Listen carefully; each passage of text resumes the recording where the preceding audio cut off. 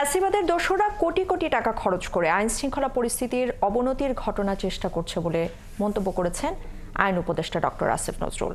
রাজশাহীতে আইন প্রয়োগ বিষয়ক কর্মশালায় যোগ দিয়ে এই কথা জানিয়েছেন তিনি। এ সময় দেশ পরিচালনার ক্ষেত্রে ব্যর্থতার কথা স্বীকার করে তিনি আরও জানিয়েছেন, নতুন বাংলাদেশ ধ্বংস হয়ে পুলিশ বাহিনী নিয়ে সরকার কাজ করছে।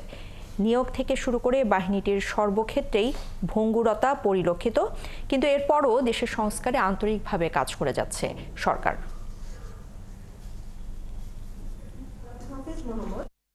ধ্বংস হয়ে যাওয়া প্রতিষ্ঠান নিয়ে কাজ শুরু করেছি, এটা একটা বড় চ্যালেঞ্জ।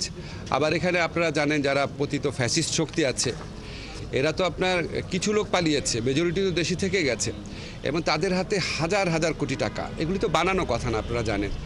টাকা থাকলে এবং বদমতলব থাকলে অনেক আইন শৃঙ্খলা পরিস্থিতি নষ্ট করার মতো অনেক কিছু করা যায়। তাদের একটা রোল থাকতে পারে এবং আছে বলেও আমরা অনেকে বিশ্বাস করি।